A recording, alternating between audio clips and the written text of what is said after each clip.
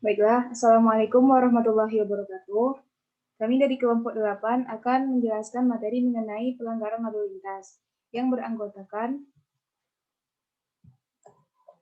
Cici Afitra Barkah, Hana Sultanah, Muhammad Rizik Rizaldi, Muhammad Zikra, dan Raihan Maulana Makhlak. Terdapat 5 pokok bahasan. Yang pertama, pengertian pelanggaran lalu lintas. Yang kedua, bentuk-bentuk pelanggaran lalu lintas. Yang ketiga, dampak pelanggaran lalu lintas. Yang keempat, penyebab terjadinya pelanggaran lalu lintas. Dan upaya dalam mengatasi pelanggaran lalu lintas. Baiklah, kita masuk pada pokok bahasan yang pertama, yaitu pengertian pelanggaran lalu lintas. Menurut Sudarto, perbuatan yang oleh umum baru disadari sebagai tindak pidana karena undang-undang menyebutnya sebagai delik. Jadi karena ada undang-undang mengancam dengan pidana, misalnya memparkir motor di sebelah kanan jalanan. Ramlon Naning menjelaskan bahwa yang dimaksud dengan pelanggaran lalu lintas jalan adalah perbuatan atau tindakan yang bertentangan dengan ketentuan-ketentuan peraturan perundang-undangan lalu lintas. Pelanggaran yang dimaksud di atas adalah pelanggaran yang sebagaimana diatur dalam pasal 105 Undang-Undang Nomor 22 Tahun 2009 yang berbunyi, yang pertama, berperilaku tertib. Yang kedua, mencegah hal-hal yang dapat merintangi, membahayakan keamanan dan keselamatan lalu lintas dan angkutan jalan atau yang dapat menimbulkan kerusakan jalan. Menurut Wirjono Projodikoro, pengertian pelanggaran adalah overtradingen atau pelanggaran berarti suatu perbuatan yang melanggar sesuatu dan berhubungan dengan hukum, berarti tidak lain dari perbuatan melawan hukum. Sedangkan menurut Bambang Purnomo, mengemukakan bahwa pelanggaran adalah politis on break dan kejahatan adalah kriminal on break. Politis on break merupakan perbuatan yang tidak mentaati larangan atau keharusan yang telah ditentukan oleh penguasa negara. Sedangkan kriminal on break merupakan perbuatan yang bertentangan dengan hukum.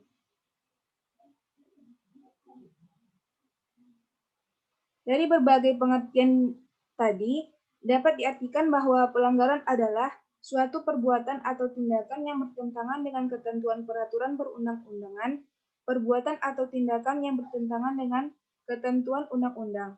Biasanya suatu perbuatan yang dalam pemenuhan akibat hukumnya dikenakan sanksi yang berupa sanksi administrasi denda maupun kurungan. Berdasarkan dari definisi-definisi tentang pelanggaran dan pengertian lalu lintas tadi, maka dapat diartikan bahwa yang dimaksud dengan pelanggaran lalu lintas adalah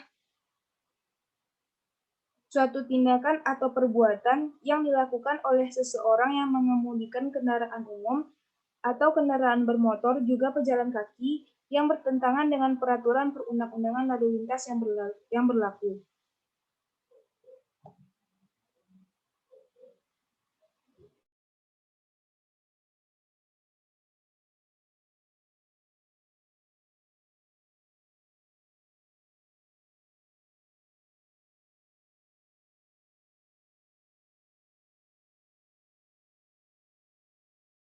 Baiklah, saya Cici Afitra Barta akan melanjutkan hasil presentasi dari rekan saya sebelumnya, yaitu mengenai bentuk-bentuk pelanggaran lalu lintas.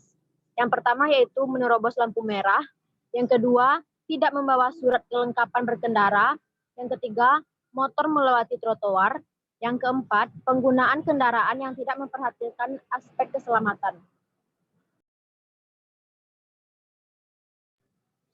Selanjutnya, tidak menggunakan helm, tidak menyalakan lampu kendaraan, melawan arus atau kontraflow, melanggar rambu-rambu lalu lintas, menerobos jalur busway, dan yang ke-10 tidak menggunakan spion.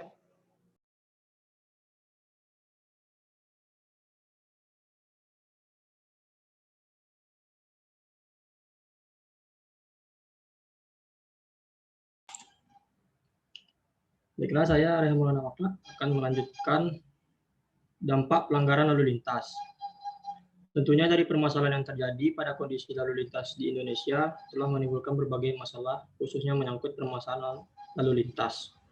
permasalahan tersebut seperti yang pertama, tingginya angka kecelakaan lalu lintas, baik pada persimpangan lampu lalu lintas maupun pada jalan raya. Yang kedua, keselamatan para pengendara dan para pejalan kaki menjadi terancam. Yang ketiga, hal ini bisa menjadi penyebab kemacetan yang semakin parah, dikarenakan banyaknya pengendara yang tidak mematuhi peraturan lalu lintas. Dan yang keempat, kebiasaan melanggar peraturan lalu lintas yang biasa ini kemudian menjadi budaya melanggar peraturan. Selanjutnya.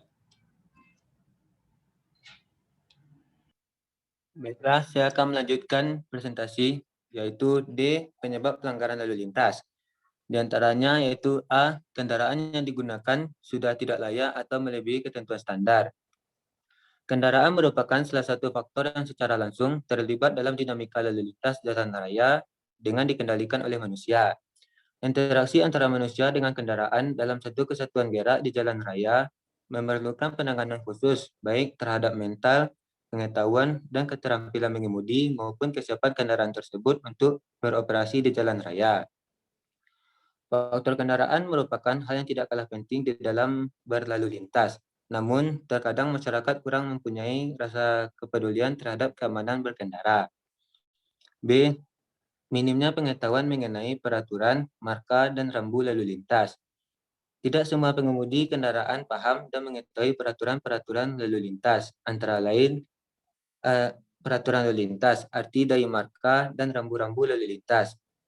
Penyebabnya adalah kurangnya kesadaran untuk mencari tahu arti dari marka dan rambu-rambu lalu lintas, ditambah pada saat ujian memperoleh surat izin mengemudi, mereka lebih senang mendapatkan surat izin mengemudi dengan instan daripada mengikuti seluruh prosedur yang ditetapkan.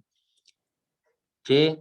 Dari kecil sudah terbiasa melihat orang melanggar lalu lintas atau bahkan orang tuanya sendiri. Kondisi ini sangatlah ironis bila seorang anak kelak mencontoh orang tuanya.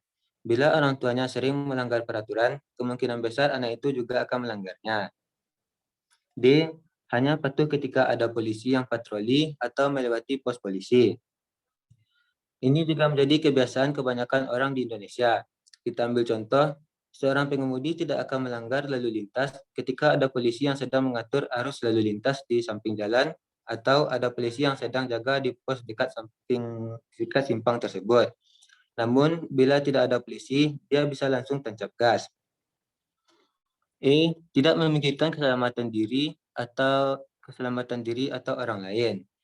Pemerintah telah mewajibkan beberapa standar keselamatan pengemudi saat mengemudikan kendaraannya, seperti wajib memasang safety belt untuk pengemudi roda 4 dan wajib memakai helm, kaca spion, dan menyalakan lampu pada siang hari bagi roda 2. Masih banyak contoh standar keselamatan lainnya, akan tetapi masih banyak pengemudi yang malas menerapkannya. F. Kondisi jalan.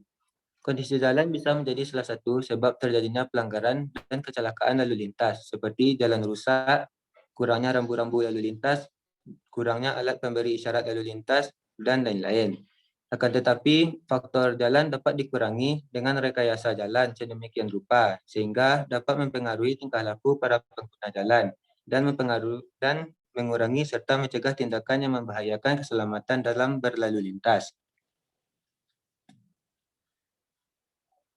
Next.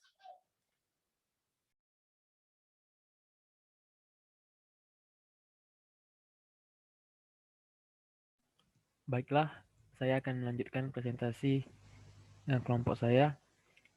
Poin yang selanjutnya adalah upaya meningkatkan kesadaran masyarakat dalam berlalu lintas.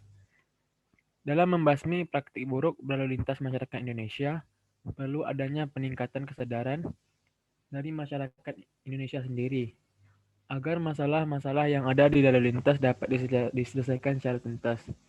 Peningkatan kesadaran dari masyarakat Indonesia dalam tata tertib berlalu lintas sangat penting karena masyarakat yang berperan sebagai mayoritas pengguna lalu lintas. Adapun beberapa hal yang dapat dilakukan dalam meningkatkan kesadaran masyarakat Indonesia dalam berlalu lintas adalah antara lain: yang pertama itu melakukan sosialisasi mengenai tata tertib lalu lintas kepada masyarakat. Ini merupakan metode yang dapat dilakukan oleh pihak aparat untuk memberi materi mengenai tata tertib lalu lintas. Sosialisasi yang efektif merupakan sosialisasi yang membuahkan hasil. Metode sosialisasi yang efektif dapat digunakan berupa pertemuan rutin dalam jangka waktu yang telah ditentukan. Dalam pertemuan-pertemuan ini, pihak pemberi dan masyarakat diharapkan dapat saling menerima manfaat dalam pertemuan ini. Yang kedua adalah adanya pendidikan sejak dini mengenai tata tertib lalu lintas dari keluarga. Metode ini merupakan metode yang memiliki future proof yang baik jika dilaksanakan dengan konsisten untuk setiap generasi. Yang dikarenakan hal ini dapat membentuk masa depan masyarakat Indonesia yang tertib dalam berlalu lintas. Yang ketiga adalah adanya hubungan yang baik antar aparat dan masyarakat. Terbentuknya hubungan yang baik antara aparat penegak hukum, khususnya yang bergerak di bidang lalu lintas dengan masyarakat, dapat secara tidak langsung meningkatkan kesadaran masyarakat secara luas mengenai tata tertib lalu lintas. Adanya hubungan yang baik ini hanya dapat terbentuk jika aparat penegak hukum memiliki integrasi yang kuat dalam menegakkan hukumnya. Jika rasa kepercayaan itu terbentuk, maka masyarakat akan memiliki persepsi positif kepada pihak aparat. Dengan hal ini, masyarakat akan memiliki jaminan khusus tentang keadilan hukum lalu lintas yang secara langsung membuat masyarakat semakin taat kepada tata tertib lalu lintas. Lalu yang keempat adalah pemberian hukuman sanksi yang sesuai terhadap pelanggaran yang dilakukan. Pemberian sanksi terhadap pelanggar lalu lintas dapat menjadi cara yang efektif dalam meningkatkan kesadaran masyarakat atau etika tata tertib dalam berlalu lintas. Next.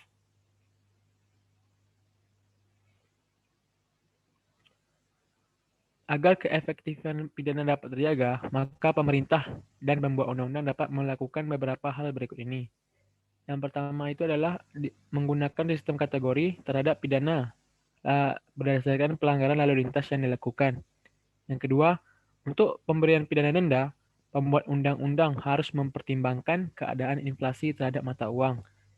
Yang ketiga, suatu tindak pidana yang diancam dengan pidana penjara dimungkinkan pula untuk diancam dengan pidana denda. Lalu yang terakhir, dengan merumuskan dalam bentuk kategori yang diatur dalam satu pasal, lebih mudah untuk melakukan perubahan jika terjadi perkembangan nilai uang. Next.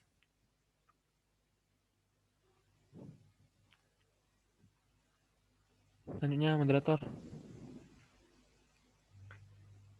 Berdasarkan materi yang telah dijabarkan, dapat dikatakan dengan pasti bahwa pelanggaran tata tertib lalu lintas masih menjadi masalah kronis di Indonesia.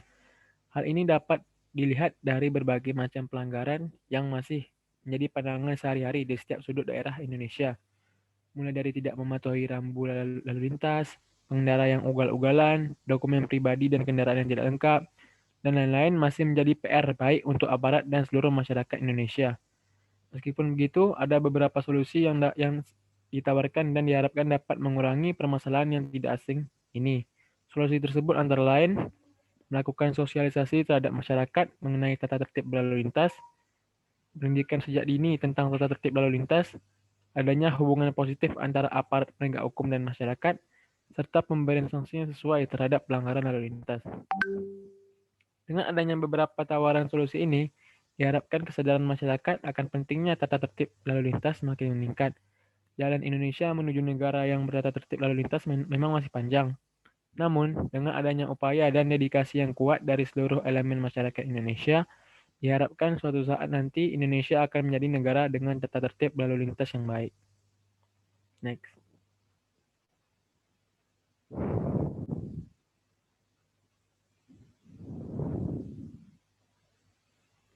Baiklah, hanya itu saja yang materi yang dapat saya sampaikan. Saya kembalikan kepada moderator. Baiklah, itulah materi yang dapat kami jelaskan. Terlebih dan terkurang kami mohon maaf. Assalamualaikum warahmatullahi wabarakatuh.